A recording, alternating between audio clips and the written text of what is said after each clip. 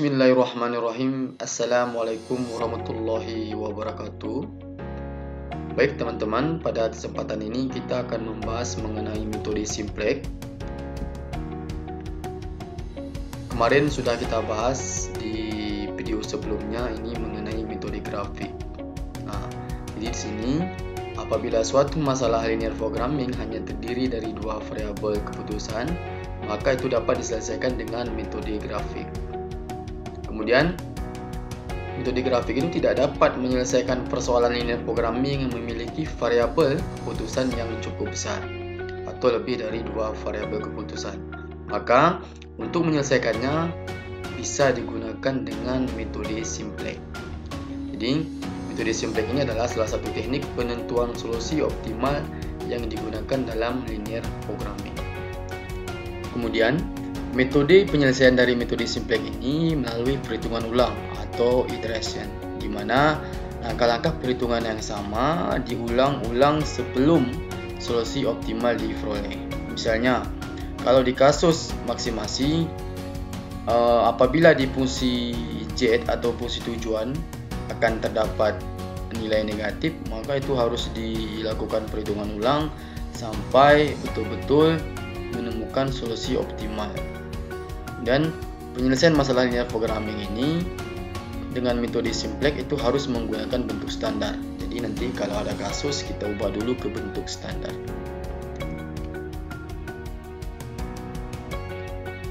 Kemudian persyaratan di metode simplex ini ada 5 persyaratan. Yang pertama, nilai kanan atau NK fungsi tujuan harus 0. Kemudian yang kedua, nilai kanan fungsi kendala harus positif. Apabila negatif, nilai tersebut harus dikalikan dengan -1.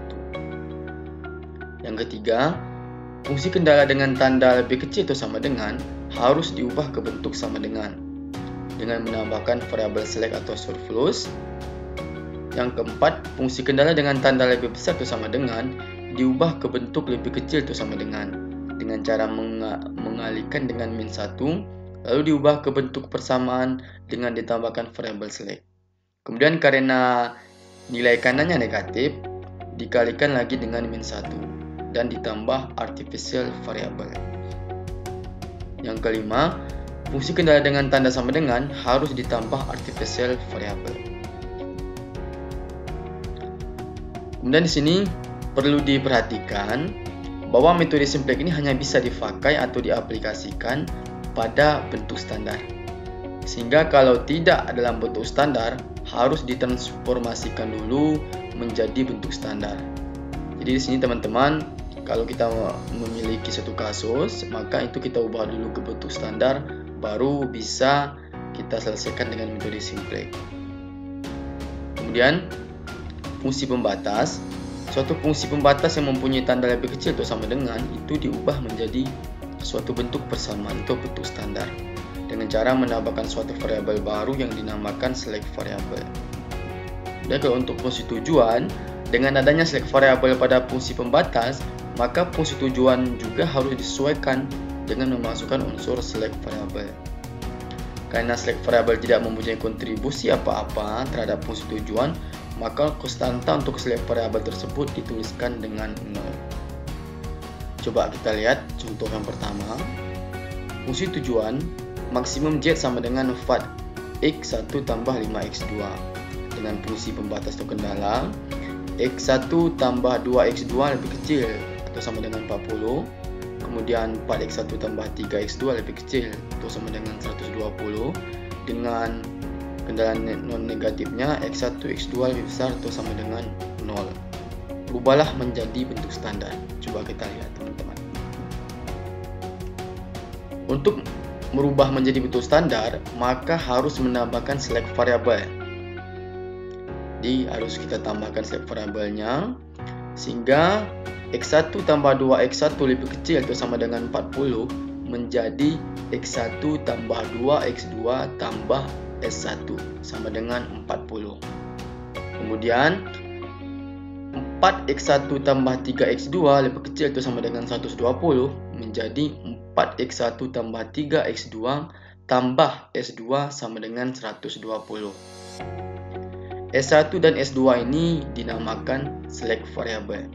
Kemudian setelah ditambahkan select variable, maka fungsi tujuan menjadi yang tadinya maksimum Z sama dengan 4x1 tambah 5x2 menjadi maksimum Z sama dengan 4x1 tambah 5x2 tambah 0s1 tambah 0s2. Oke, mudah-mudahan bisa dipahami ya. Kemudian coba kita lihat di contoh kedua. Fungsi tujuan minimum Z sama dengan 2x1 kurang 3x2 dengan fungsi pembatas x1 tambah x2 lebih kecil atau sama dengan 4, x1 kurang x2 lebih kecil atau sama dengan 6, dengan kendalaan non negatif x1 x2 lebih besar atau sama dengan 0. Rubahlah menjadi bentuk standar. Dengan menambahkan select variable sehingga x1 tambah x2 lebih kecil atau sama dengan 4 menjadi x1 tambah x2 tambah s1 sama dengan 4. Jadi di sini bisa kita lihat perubahannya. Di x2 ini kita tambah s1, kemudian tanda lebih kecil atau sama dengan ini berubah menjadi sama dengan. Kemudian x1 kurang x2 lebih kecil atau sama dengan 6 menjadi x1 kurang x2 tambah s2 sama dengan 6. Kemudian dengan berubahnya di variabel keputusan, maka di fungsi tujuan juga berubah. Nah, coba kita lihat. Minimum Z sama dengan 2x1 kurang 3x2, maka berubah menjadi minimum Z sama dengan 2x1 kurang 3x2 tambah 0s1 tambah 0s2. Nah, itu teman-teman kalau seandainya variabel keputusannya 2 gitu ya. Misalnya kalau variabel keputusannya 3 atau 4, jadi nanti itu di minimum Z-nya akan berubah menjadi 0s1 tambah 0s2 tambah 0s3 tambah 0s4. Itu kalau variabel keputusannya atau variabel atau fungsi kendalanya itu ada 4. Coba yang ini kita lihat ada fungsi pembatasnya ada 4 variabel. Coba kita perhatikan teman-teman. Ini contoh ketiga.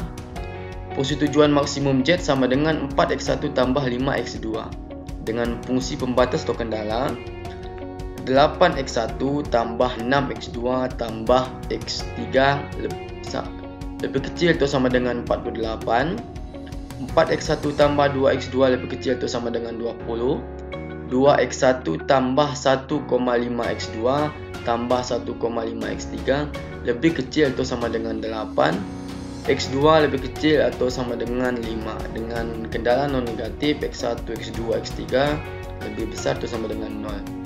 Rubahlah menjadi bentuk standar. Nah, ini coba kita perhatikan.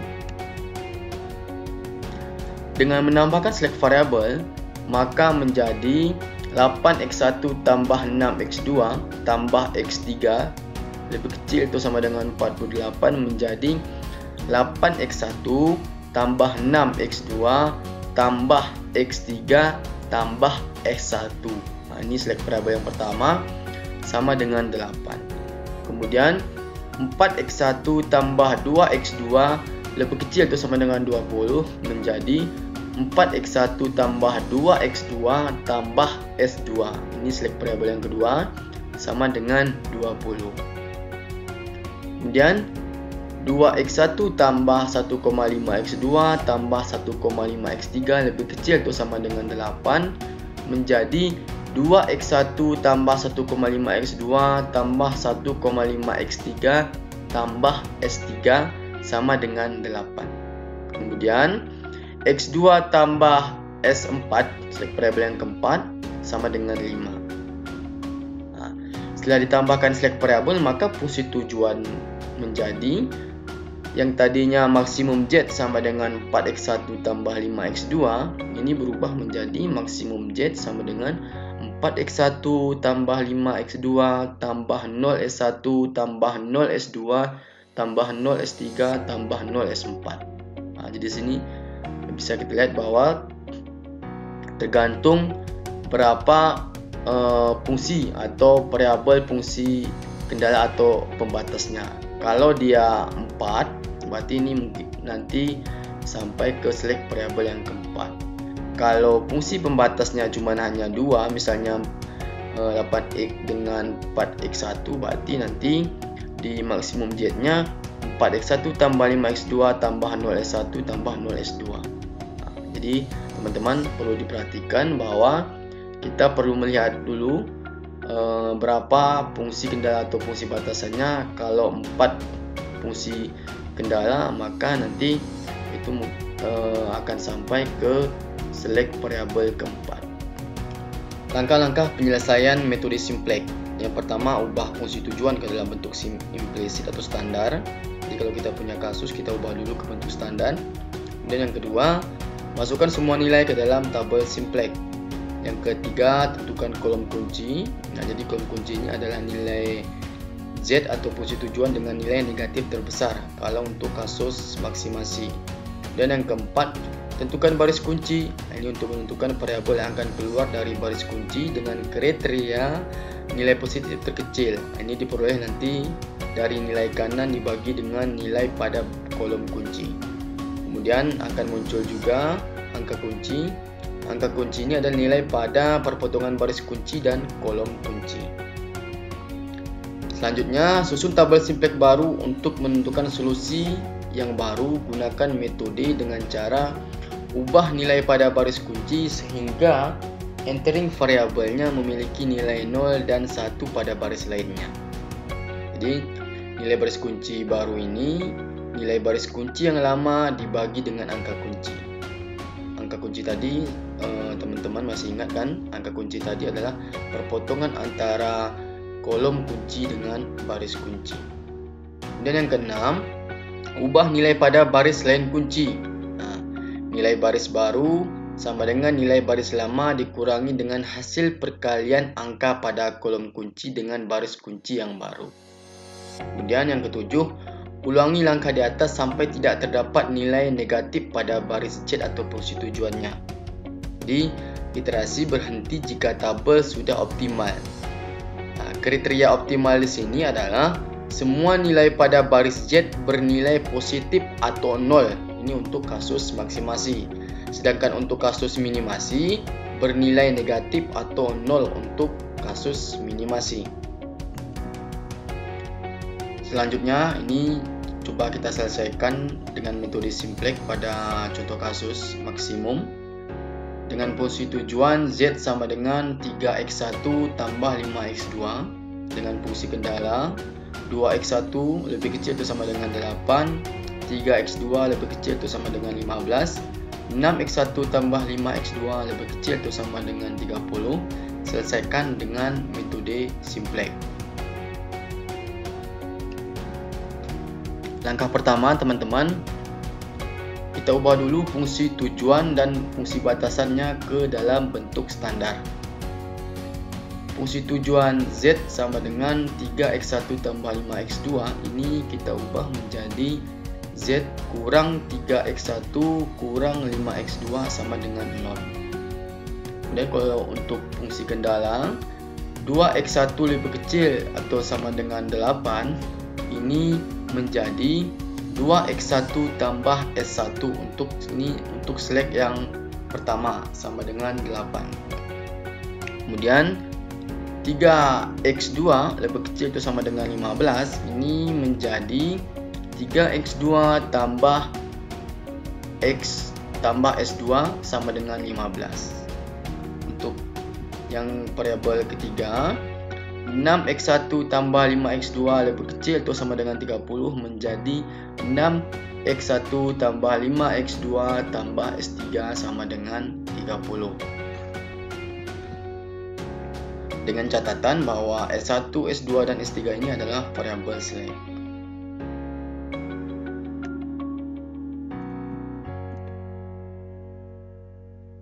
Langkah kedua, menyusun persamaan-persamaan ke dalam tabel simplex.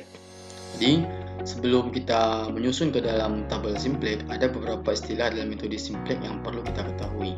Yang pertama, NK. Ini adalah nilai kanan persamaan, yaitu nilai di belakang tanda sama dengan. Kemudian variabel dasar adalah variabel yang nilainya sama dengan sisi kanan dari persamaan. Coba kita perhatikan. Teman-teman, setelah kita ubah ke dalam bentuk standar tadi, dari kasus tadi kita ubah ke bentuk standar tadi, di mana Z sama dengan 3x1 tambah 5x2 ini berubah menjadi Z kurang 3x1 kurang 5x2 sama dengan 0. Kemudian begitu juga dengan kendala yang pertama, kedua, dan ketiga. Ini sudah kita ubah semua. Untuk kendala yang pertama 2x1 tambah s1 sama dengan 8, 3x2 tambah s2 sama dengan 15, 6x1 tambah 5x2 tambah s3 sama dengan 30. Nah, dari hasil bentuk standar ini kita masukkan ke dalam tabel simplex. Nah, ini kita masukkan ke dalam tabel simplex. Lihat teman-teman, di variabel dasarnya yang kita gunakan bukan yang ini ya, bukan Z sama dengan 3x1 tambah 5x2, tetapi Z kurang 3x1 kurang 5x2 sama dengan 0. Nah, ini Z-nya sama dengan 1, x1-nya min 3, x2-nya min 5, s1-nya 0, s2-nya 0, s3-nya 0, dan nilai kanannya 0. Dan untuk kendala yang kedua, yang pertama, x1-nya kita lihat, x1-nya 2, x2-nya 0, s1-nya 1, s2-nya 0, s3-nya 0, dan nilai kanannya 8. Untuk kendala yang kedua, 3x2 tambah s2 sama dengan 15, berarti x2-nya 3, teman-teman. S1-nya 0, S2-nya 1, S3-nya 0, dan nilai kanannya 15. Untuk kendala yang ketiga, 6x1, berarti di x1-nya 6, x2-nya 5, S1-nya 0, S2-nya 0, S3-nya 1, dan nilai kanannya 30. Jadi untuk nilai kanan itu sendiri ada nilai kanan persamaan, yaitu nilai di belakang tanda sama dengan. Di sini kan tadi di belakang tanda sama dengan ada 8, ada 15, ada 30. Kemudian langkah selanjutnya, langkah ketiga, memilih kolom kunci. Jadi kolom kunci ini adalah kolom yang merupakan dasar untuk mengubah tabel simplex. Pilihlah kolom yang mempunyai nilai pada garis fungsi tujuan yang bernilai negatif dengan angka terbesar. Dalam hal ini kolom X2 dengan nilai pada baris persamaan tujuan min 5, berilah tanda segi 4 pada kolom X2 seperti tabel berikut. Coba kita lihat teman-teman. Nah, kita lihat di fungsi Z-nya di area ini, area apa? Kolom Z atau baris Z atau fungsi tujuannya. Di sini bisa kita lihat posisi di kolom X2 itu nilai negatif terbesarnya adalah min 5. Kemudian selanjutnya langkah keempat, memilih baris kunci. Baris kunci ini adalah baris yang merupakan dasar untuk mengubah tabel simplex dengan cara mencari indeks tiap baris dengan membagi nilai pada kolom nilai kanan dengan nilai sebaris pada kolom kunci. Nah, jadi indeks ini adalah nilai kolom atau nilai kanan dibagi dengan nilai kolom kunci. Coba kita lihat teman-teman. Indeks di sini ada nilai kanan dibagi dengan nilai kolom kunci. Nah, jadi NK ini akan dibagi dengan X2. Coba.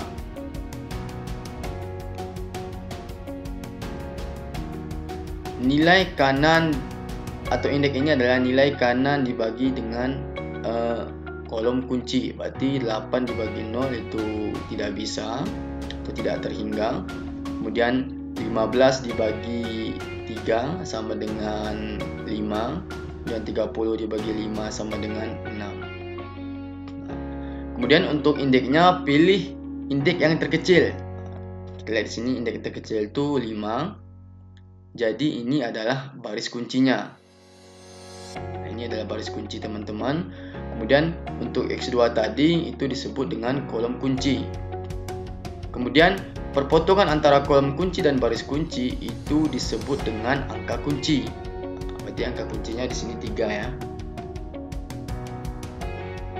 Nanti untuk tabel simplex yang barunya, X2 ini berubah posisinya, S2 di sini akan berubah menjadi X2. Coba kita lihat pada langkah selanjutnya nanti ya, itu S2 berubah menjadi X2. Selanjutnya ini mengubah nilai-nilai baris kunci. Untuk kita membentuk tabel baru, jadi untuk variabel S2 atau baris kunci di sini, karena perpotongan angkanya di sini 3, di sini teman-teman di tabel barunya ini kita harus ubah menjadi 1. Jadi sini ini harus kita ubah menjadi 1. Kemudian untuk entry S3 nya 0, S1 nya 0, fungsi Z nya 0. Ini harus kita ubah sedemikian rupa untuk membentuk tabel barunya. Kemudian bagaimana caranya supaya dapat 1? Jadi supaya dapat 1 di posisi X2 ini, berarti kan 3 harus dibagi dengan 3 supaya 1.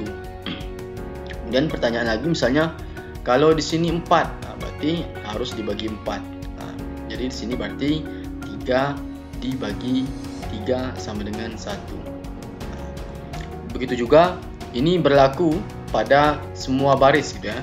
Berlaku pada semua baris pada kolom kunci atau di X2-nya.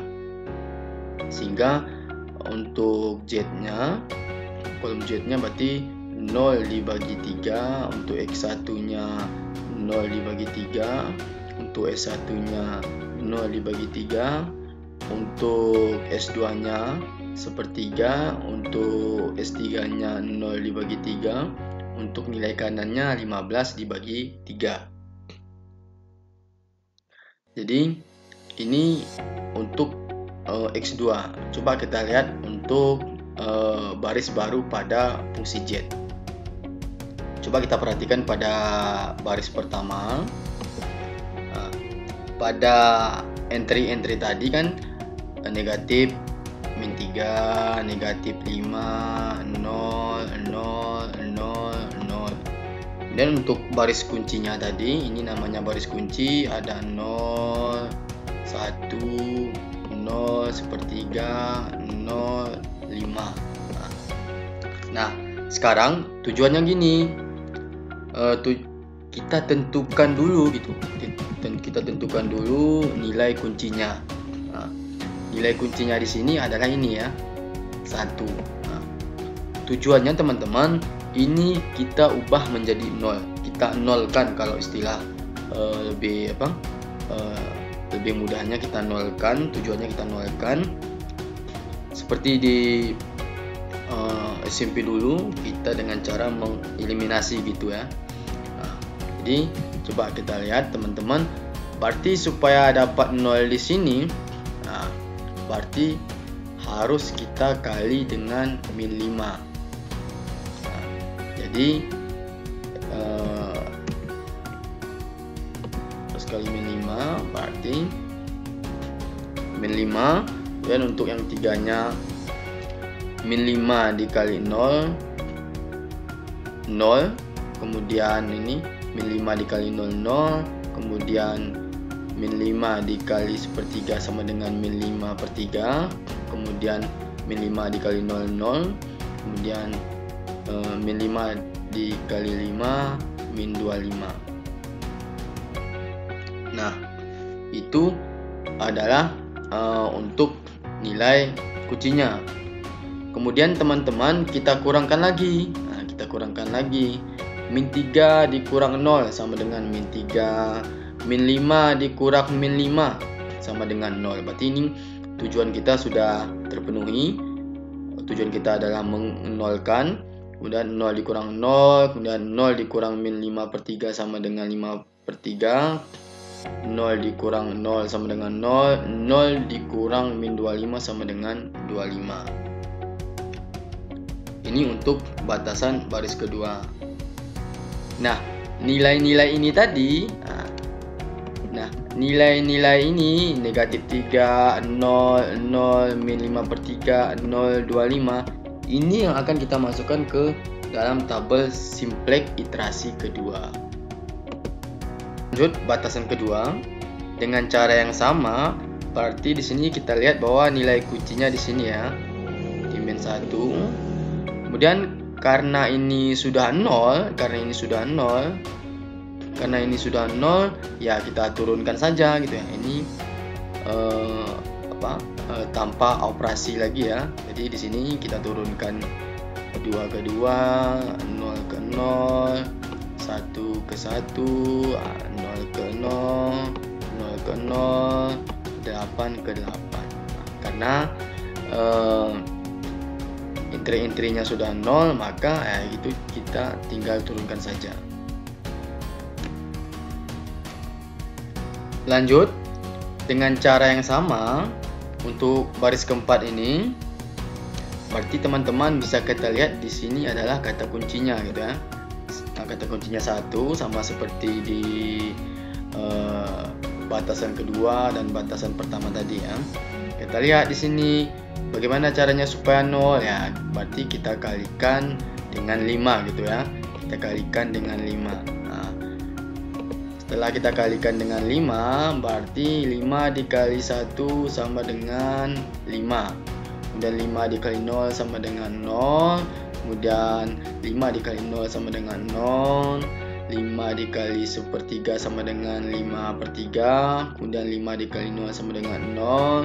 Dan 5 dikali 5 sama dengan 25.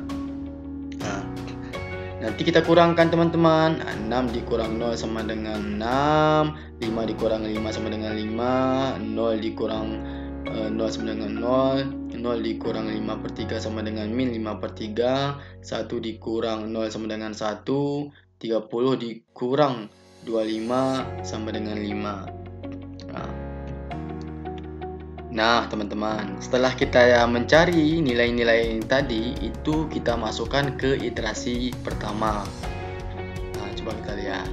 Ini iterasi ke 0, ini iterasi pertama. Tadi hasil-hasil yang kita cari tadi ada Z-nya sama dengan 1, X1-nya min 3, 0, 0, 5/3, 0, dan NK-nya 25. Ini adalah hasil-hasil yang kita cari tadi. Ini kita masukkan ke iterasi pertama. Kemudian teman-teman, langkah selanjutnya apa? Jadi langkah selanjutnya kita melihat apakah ini sudah optimal. Apakah ini sudah optimal? Bagaimana cara melihat apakah ini sudah optimal atau belum? Itu kita lihat di Z-nya ya. Kita lihat di baris Z-nya ya. Kita lihat di baris Z-nya ini. Apakah ini sudah optimal, teman-teman? Teman-teman, ternyata ini belum optimal. Karena apa? Karena nilai Z-nya masih ada yang bernilai negatif, yaitu di min 3. Karena ini masih ada yang bernilai negatif, maka teman-teman, supaya optimal maka kita harus melakukan iterasi lagi atau perhitungan ulang lagi gitu ya. Nah, bagaimana caranya? Caranya sama saja seperti langkah-langkah sebelumnya, karena prinsipnya perintahnya sama.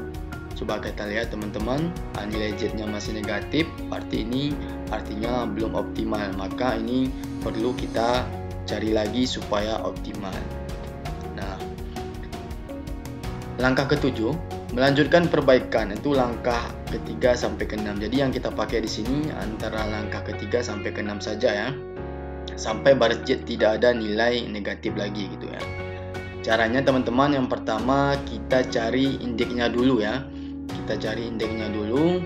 Berarti kalau indeksnya, berarti di sini 8 dibagi 2 ya. 8 dibagi 2 sama dengan 4. Ingat teman-teman, indeks tadi adalah nilai kanan dibagi dengan kolom kunci. Kemudian 5 dibagi 0 itu tidak bisa dibagi. Kemudian 5/6, ini bisa ya, 5/6 ini yang paling minimum gitu ya. Kemudian teman-teman di sini lihat, nilai indeks yang paling terkecil di sini berapa? Berarti 5/6 kan? Berarti kalau 5/6 yang menjadi baris kuncinya di sini, berarti di X5 ya, atau di baris X5 ya. Ini adalah kolom kuncinya, kemudian ini baris kuncinya. Kemudian angka kunci di sini adalah 6 ya. Berarti tujuan kita selanjutnya 6 ini kita harus upayakan menjadi 1. Kemudian di X2 menjadi 0, di S1 menjadi 0, di posisi Z-nya 0. Ya. Ini kita harus upayakan yang ini gitu ya. Harus kita capai tujuannya gitu ya. Nah, kemudian bagaimana caranya supaya 1? Ya, pasti kan supaya dapat 1 berarti ini kita dibagikan 6 ya. Dibagi 6 ya. 6 bagi 6 sama dengan 1 ya.